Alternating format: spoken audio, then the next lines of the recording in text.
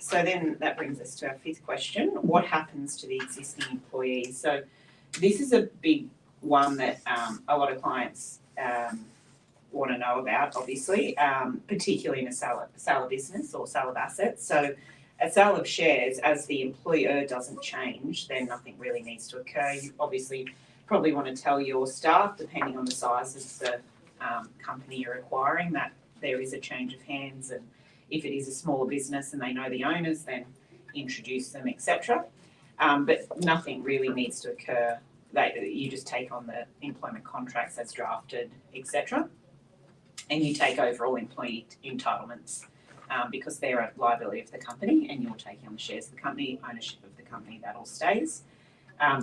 More complex is when you buy the assets or acquire the business. What happens to the employment entitlements is negotiated in the sale of business contract, and it's also governed by the Fair Work Act.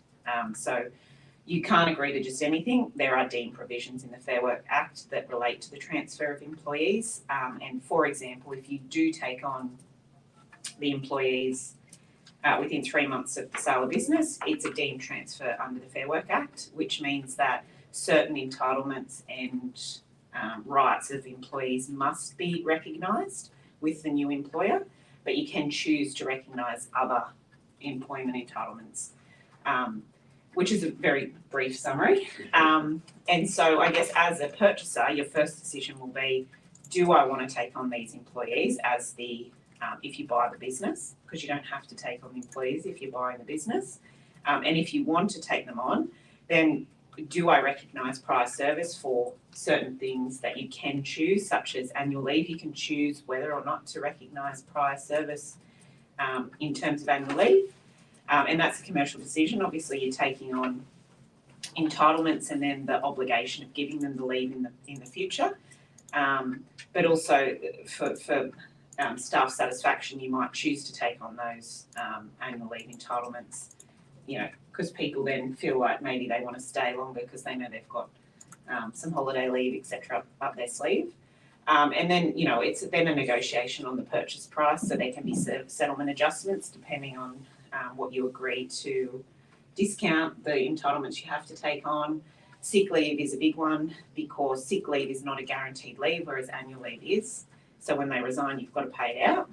But sick leave, particularly with staff that have been around for a long time, the sick leave entitlements might be quite significant, but it's then a negotiation on what adjustment you'll make if you're taking on that sick leave.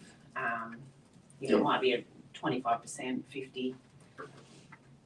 Yeah, I'd say that when it comes to employees, the two biggest issues to deal with, I guess, are when you tell the employees, and that needs to be worked out between, if you're the buyer, with you and the seller. Most people selling a business will not want to tell employees until they have a binding unconditional contract in place at least. And then as the buyer, it's identifying those staff which you want to take on, and then it becomes in many ways a matter of appeasing or keeping those employees happy. So therefore, when it comes to entitlements and as to what are going to transfer over, if the employee wants their annual leave to transfer over, then it can transfer over, then it can be beneficial to the purchaser to do so. But whichever way it's done, there's generally an adjustment done on the completion date. And what we mean by that is that we have a statement that sets out the purchase price.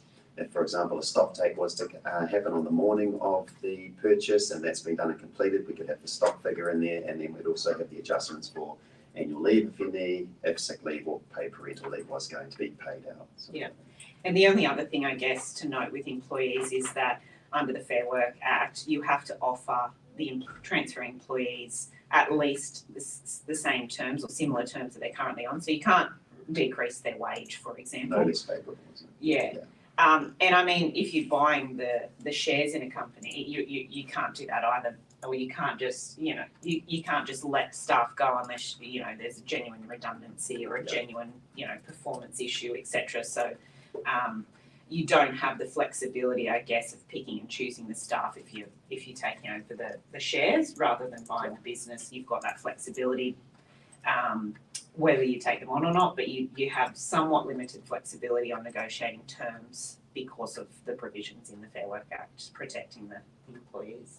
But yeah, the key point there is that if you're buying a business by way of an asset purchase, when it comes to employees, the employment ends with the seller on completion, and if the purchaser elects to take on the employee or staff member, then it starts again with the purchaser moving forward. Subject to the adjustment of their leave.